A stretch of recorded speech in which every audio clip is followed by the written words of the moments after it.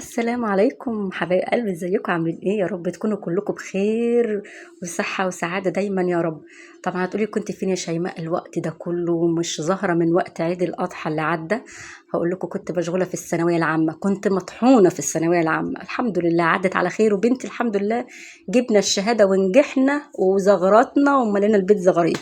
المهم، اللي جايبه لنا ده النهارده وجاي لنا بيه هقول لكم دلوقتي ثانية واحدة. دي الشقة بتاعت اخويا. تمام. هي شقته في نفس العمارة اللي انا فيها. هو شقته تحت وانا شقتي، يعني انا في الدور التالت وهو في الدور التاني. فدي شقته. هو مسافر يا حبيبي، هو مسافر في الكويت وكده، وخلاني انا اللي عملت له الشقة. تمام. فانا الحمد لله يعني ربنا كرمني وعملت الشقة دلوقتي يا دوبك التشاطيب الاخيرة اللي انا بعمل فيها. انا طبعا الشقه دي من الف للياء، من الف للياء والله، بجد على ايدي، يعني على ايدي. طبعا زي ما انتم شايفين الفرش والحاجات دي كلها انا جايبه سجاد والحاجات دي كلها لسه مع يعني الحاجات دي كلها لسه ما اتفرشتش. فكلها يعني مقفله زي ما هي. دي بعض مشتريات انا كنت مشترياها كده للشقه، فقلت افرجكم عليها يعني. ومعلش سامحوني في التصوير طبعا، لان انا كنت ماسكه التليفون بايد وبصور بايد تانية، فالتصوير متعب شويه، فمعلش لو التصوير زغلل عينيكم ولا حاجه.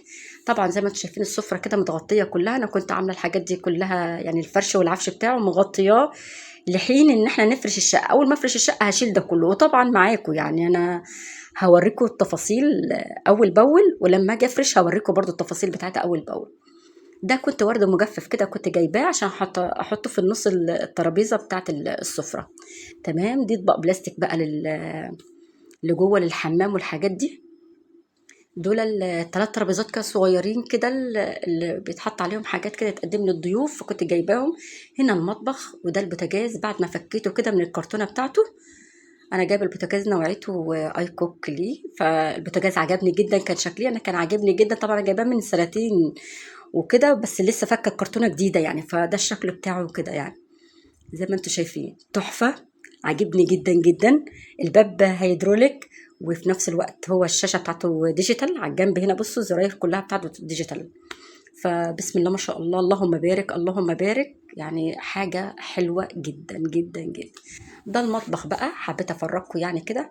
الدرج المعالق، والدرج يعني اللي انا حاطه فيها الحاجات، بعض الحاجات انا حاطه فيها الحاجات هنا. بعد ما رصيت كده المطبخ، انا كنت رصه المطبخ، حطيت الحلل، حطيت الحاجات اللي انا جبتها كلها بقى، الادوات المنزليه كلها، من صواني واطقم توابل ومش عارفه ايه. وزي ما انتم شايفين كانت اطباق بلاستيك كده. تمام. هنا بقى شكل المطبخ كده النهائي، يعني واخدين بالكم ده شكل المطبخ كده النهائي. تمام. هنا كده كان طقم التوزيع، وده كان طقم جنبيه طقم السكاكين. هنا فوق كده حطيت الأجهزة الكهربائية كلها، الكاتل والخلاط والكله. هنا حطيت الكوبايات اهي، رصيتها كده. انا رصيت على قدي برضو يا جماعة، يعني انا ما بعرفش ارص قوي يعني، بس رصيت على قدي يعني. هنا اطقم الفناجين والقهوة والشربات. ودي طبعا المطبقية فيها كل الاطباق، طبعا رصيتها فوق كده زي ما انتم شايفين هنا. ورصيت من تحت كده الكوبايات والمجات والحاجات اللي احنا بنستخدمها. فده رصة المطبخ يعني. هنا بقى كان طالب مني يجيب له حاجات من هايبر، او يعني هجيب له حاجات من السوبر ماركت يعني، شاي وسكر وزيت وصابون وحاجات مواعين وحاجات مش عارفه ايه. المهم هطلع معاكم الحاجات دلوقتي وهرصها واحده واحده. تمام. انا كنت جايبه رز كده، الرز ده نوعيته عجبتني جدا، اسمه رز الفجر، عجبتني جدا، فبصراحه جبت النوعيه دي.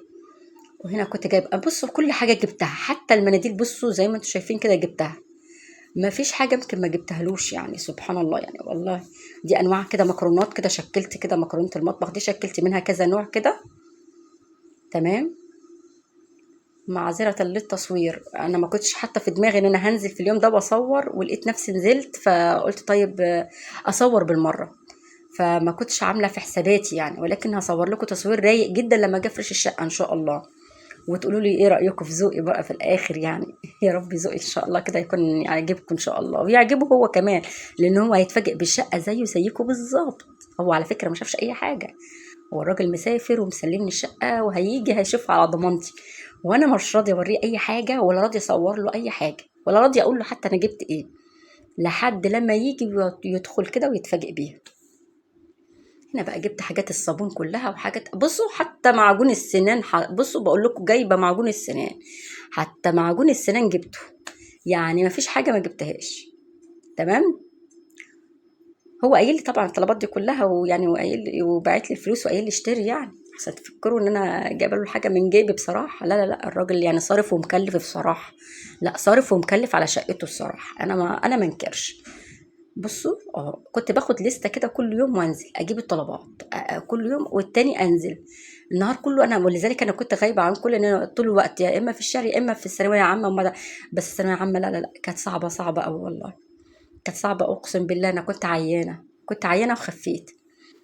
الحمد لله الحمد لله والشكر لله. مبروك لكل اللي عيالهم نجحوا يا رب السنه دي، واللي ما نجحوش ربنا يكرمهم ينجحوا ان شاء الله، والدنيا ما بتقفش، الدنيا بتمشي، فان شاء الله خيرا للجميع يا رب ان شاء الله. هنا بدات كده، طلعت الحاجه بقى ارص كده الزيت بتاعي، جايبه زيت آلية، وجبت زيت اللي بتاع ده زيت ذره. تمام. وجبت بتاع ده خل، وجبت صلصة، وجبت بص حتى مرقة الدجاج، حتى مرقة الدجاج يا مسلمين يا موحدين بالله جبتها.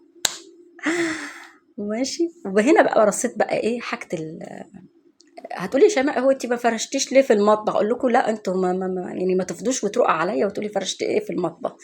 انا ان يعني نسيت اجيب مفرش المطبخ بصراحه، يعني فايه يعني هيقول لا المطبخ كده كده لسه جديد يعني بشوكه، فيتحط فيه الحاجه لحد لما اجيب له ابقى مفارش بقى، وابقى يتفرش حلو بقى. تمام. هنا بقى زي ما انتم شايفين كده عامله المشروب ده تحفه تحفه تحفه يا جماعه، ملوش حل والله العظيم يا بنات.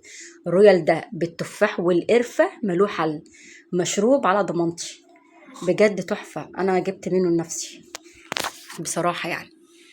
هتقولي لنا يا اختي عماله جايبه لنا المعالق والشوك والسكاكين، احنا مالنا بيها؟ فرجينا فوق، معلش ما انا عماله ارص فوق والكاميرا جايبه تحت، ما اعرفش ازاي. بصوا ما يعني عدوها عدوها. تمام. هنا حطيت حاجه المشروبات كلها، كل المشروبات، وهنا حاجه الزيت والحاجات دي، ودي مكرونات والرز والحاجات دي، وهنا السكر والمشروبات. دي التلاجة كان نوعيتها كريازي، انا جبتها له كريازي لان الكريازي بصراحه انا مجرباها عندي تحفه وزي الفل. بصوا لسه بشوكها اهي اهي بالبلاستيك بتاعها، انا مش راضيه اخلعه من عليها، سيبته عليها والله زي ما انتم شايفين كده. تمام. وده كده شكل التلاجة كده اهو من جوه. يا رب الفيديو يكون عجبكم، شكرا.